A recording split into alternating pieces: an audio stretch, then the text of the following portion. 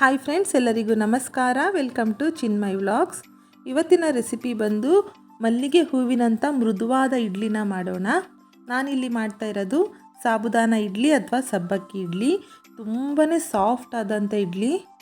ನೋಡ್ಬೋದು ಯಾವ ರೀತಿ ಬಂದಿದೆ ಅಂತ ಹೇಳಿ. ಖಂಡಿತ ನೀವೆಲ್ಲ ಒಂದ್ಸಲ ಟ್ರೈ ಮಾಡಿ, ನಿಮ್ಮೆಲ್ಲರಿಗೂ ಇಷ್ಟ ಆಗುತ್ತೆ. ಬನ್ನಿ ಈಗ ರೆಸಿಪಿನ ಶುರು ಮಾಡೋಣ. ನಾನಿಲ್ಲಿ ತಗೊಂಡಿದ್ದೀನಿ 1 ಕಪ್ ಸಾಬುದಾನ. ಇದು ಬಂದು ನೈಲಾನ್ ಸಬ್ಬಕ್ಕಿ ಅಂತಲೂ ಹೇಳ್ತಾರೆ, ನೈಲಾನ್ ಸಾಬುದಾನ ಅಂತ ಹೇಳ್ತಾರೆ. ನೋಡೋದಕ್ಕೆ ಸಕ್ಕರೆ ರೀತಿ ಇರುತ್ತೆ. ಈ ಥರ ಸಾಬುದಾನನ ನೀವು ತಗೋಬೇಕಾಗತ್ತೆ. ನಾರ್ಮಲಾಗಿ ದಪ್ಪದು ನಾವೇನು ಪಾಯಸಕ್ಕೆ ಯೂಸ್ ಮಾಡ್ತೀವಲ್ಲ, ಅದರಲ್ಲಿ ಇಡ್ಲಿನ ಮಾಡೋಕ್ಕಾಗೋದಿಲ್ಲ. ಸೊ ನಾನಿಲ್ಲಿ 1 ಕಪ್ಪು ನೈಲಾನ್ ಸಬ್ಬಕ್ಕಿಗೆ 1 ಕಪ್ಪು ಇಡ್ಲಿ ರವೆ ಅಂತ ಸಿಗುತ್ತೆ, ಅದನ್ನು ಯೂಸ್ ಮಾಡ್ತಾಯಿದ್ದೀನಿ.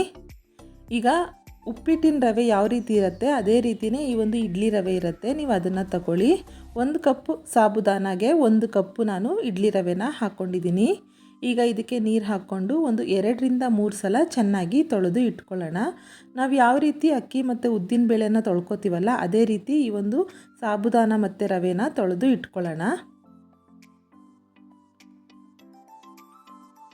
ಈಗ ಇದರಲ್ಲಿ ಇರುವಂಥ ನೀರನ್ನೆಲ್ಲ ಹಿಂಡಿ ನಾವು ತಕ್ಕೋಬೇಕಾಗತ್ತೆ. ಯಾಕಂದರೆ ನಾವು ಈ ಒಂದು ಇಡ್ಲಿಗೆ ಯೂಸ್ ಮಾಡೋದು ಮೊಸರನ್ನ ಯೂಸ್ ಮಾಡೋದ್ರಿಂದ ನೀರಿನ ಅವಶ್ಯಕತೆ ಇರೋದಿಲ್ಲ. ಹಾಗಾಗಿ ಒಂದು ಸಲ ತೊಳೆದ ಮೇಲೆ, ಅಂದರೆ 1ರಿಂದ 2 ಸಲ ತೊಳ್ಕೊಂಡ್ಮೇಲೆ ನೀವು ಅದರಲ್ಲಿರುವಂಥ ನೀರನ್ನೆಲ್ಲ ಹಿಂಡ್ಕೊಂಡು ತಕ್ಕೊಳ್ಳಿ. ಈಗ ಇದಕ್ಕೆ ನಾನು 2 ಕಪ್ಪು ಮೊಸರನ್ನ ಹಾಕ್ಕೋತಾ ಇದ್ದೀನಿ. ಈಗ ನಾನು 1 ಕಪ್ ಸಬ್ಬಕ್ಕಿ, 1 ಕಪ್ ಇಡ್ಲಿ ರವೆ, 2 ಕಪ್ ಆಗಿತ್ತಲ್ಲ, ಹಾಗಾಗಿ 2 ಕಪ್ನ ಮೊಸರನ್ನ ಸೇರಿಸ್ಕೊತಾ ಇದ್ದೀನಿ. ಹಾಗೆ ರುಚಿಗೆ ತಕ್ಕಷ್ಟು ಉಪ್ಪನ್ನು ಸಹ ಸೇರಿಸ್ಕೊತಾ ಇದ್ದೀನಿ. ಈಗ ಇದನ್ನು ಚೆನ್ನಾಗಿ ಕಲಸಿ ಇಟ್ಕೊಳ್ಳೋಣ. ನಾವು ಹಾಕಿರುವಂಥ ಸಬ್ಬಕ್ಕಿ ಅಥವಾ ಸಾಬುದಾನ ಮತ್ತು ಇಡ್ಲಿ ರವೆ ಹಾಗೆ ಮೊಸರು ಎಲ್ಲನೂ ಚೆನ್ನಾಗಿ ಒಂದಕ್ಕೊಂದು ಹೊಂದ್ಕೋಬೇಕು. ಹಾಗಾಗಿ ಕೈಯಲ್ಲೇ ಕಲಿಸ್ಕೊಳ್ಳಿ, ತುಂಬ ಈಸಿ ಆಗುತ್ತೆ. ಈಗ ಚೆನ್ನಾಗಿ ಕಲಸಿ ಇಟ್ಟಾದಮೇಲೆ ಇದನ್ನು ನಾವು ಒಂದು 8 ಅವರಿಂದ 10 ಅವರ್ವರೆಗೂ ನಾವು ಇದನ್ನು ಬಿಡಬೇಕಾಗತ್ತೆ ನೆನೆಯೋದಕ್ಕೆ. ಹಾಗಾಗಿ ಹಿಂದಿನ ದಿನ ರಾತ್ರಿನೇ ನೀವು ಮಾಡಿಕೊಂಡ್ರೆ ಬೆಳಗ್ಗೆ ಬ್ರೇಕ್ಫಾಸ್ಟ್ಗೆ ಈ ಒಂದು ಇಡ್ಲಿ ರೆಡಿ ಆಗುತ್ತೆ. ಈಗ ನೋಡಿ 8 ಅವರ್ ಆಗಿದೆ. ಈಗ ನಾವು ಹಾಕಿರುವಂಥ ಸಬ್ಬಕ್ಕಿ ಎಲ್ಲ ನೆಂದು ನಾವು ಹಿಟ್ಟು ಗಟ್ಟಿಯಾಗಿರುತ್ತೆ. ಈಗ ಇದನ್ನೆಲ್ಲ ಒಂದು ಸಲ ಚೆನ್ನಾಗಿ ಕಲಿಸ್ಕೊಳ್ಳೋಣ.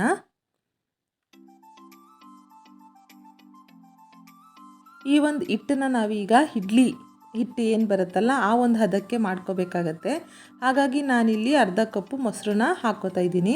ನೀವು ಬೇಕಿದ್ದರೆ ಮೊಸರು ಬದಲಾಗಿ ನೀರು ಸಹ ಸೇರಿಸ್ಕೋಬೋದು. ಹಾಗೆ ನಾನಿಲ್ಲಿ ಒಂದು ಸ್ವಲ್ಪ ಸೋಡಾನು ಸಹ ಹಾಕ್ಕೊಂಡು ಕಲಿಸ್ಕೊತಾ ಇದ್ದೀನಿ.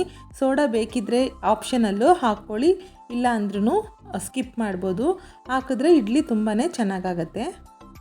ಈಗ ಇದನ್ನು ಚೆನ್ನಾಗಿ ಕಲಿಸ್ಕೊಂಡಿದ್ದೀನಿ. ನೋಡ್ಬೋದು ಇಡ್ಲಿ ಹಿಟ್ಟಿನ ಹದಕ್ಕೆ ಬಂದಿದೆ ಇದು.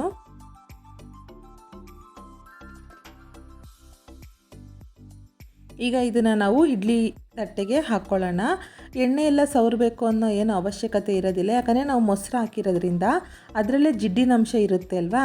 ಹಾಗಾಗ್ಬಿಟ್ಟು ಇಡ್ಲಿ ತಟ್ಟೆಗೆ ಎಣ್ಣೆ ಎಲ್ಲ ಸವರಬೇಕು ಅನ್ನೋದೇನು ಇರೋದಿಲ್ಲ. ನಾನು ಹಾಕಿರೋಂಥ ಕ್ವಾಂಟಿಟಿಗೆ ನನಗಿಲ್ಲಿ 24 ಇಡ್ಲಿ ಆಗಿದೆ. ಈಗ ಇದನ್ನು ನಾವು ಒಂದು 15 ನಿಮಿಷ ಬೇಯಿಸ್ಕೋಬೇಕಾಗತ್ತೆ. ಮೀಡಿಯಮ್ ಫ್ಲೇಮಲ್ಲಿ ಇಟ್ಟು 15 ನಿಮಿಷ ಇದನ್ನು ಬೇಯಿಸ್ಕೊಳ್ಳೋಣ. ಇದು ಬೇಯುವಷ್ಟರಲ್ಲಿ ನಾನು ಒಂದು ಚಟ್ನಿ ಮಾಡ್ಕೊಂಡು ಬಿಡ್ತೀನಿ. ಅದಕ್ಕೆ ನಾನಿಲ್ಲಿ ತೆಂಗಿನಕಾಯಿ, ಹುರಿಗಡಲೆ, ಕೊತ್ತಂಬರಿ ಸೊಪ್ಪು, ಕರಿಬೇವಿನ ಸೊಪ್ಪು, ಖಾರಕ್ಕೆ ಮೆಣಸಿನಕಾಯಿ, ಒಂದು ಬೆಳ್ಳುಳ್ಳಿ ಹಾಗೆ ಸ್ವಲ್ಪ ಹುಣಸೆಹಣ್ಣು ಜೊತೆಗೆ ಉಪ್ಪನ್ನು ಸಹ ಸೇರಿಸ್ಕೊಂಡು ನಾನಿಲ್ಲಿ ರುಬ್ಬಿಟ್ಕೊಂಡಿದ್ದೀನಿ. ಸ್ವಲ್ಪ ಚಟ್ನಿ ತೆಳ್ಳಗೆ ಮಾಡ್ಕೊಳ್ಳಿ. ಈ ಒಂದು ಇಡ್ಲಿಗೆ ಸ್ವಲ್ಪ ಚಟ್ನಿ ತೆಳ್ಳಗಿದ್ರೆ ಚೆನ್ನಾಗಿರುತ್ತೆ, ತೀರಾ ಗಟ್ಟಿ ಇರೋದಕ್ಕಿಂತ. ಈಗ ನೋಡ್ಬೋದು ಇಡ್ಲಿ ರೆಡಿಯಾಗಿದೆ. ಯಾವ ರೀತಿ ಟ್ರೈಯಿಂದ ಬಿಟ್ಕೊಂಡು ಬರುತ್ತೆ ಅಂತೇಳಿ. ತುಂಬಾ ಸಾಫ್ಟಾಗಿತ್ತು ಮಾತ್ರ ಇಡ್ಲಿ. ಬಿಸಿ ಬಿಸಿ ಇತ್ತು, ಸುಡ್ತಾ ಇತ್ತು.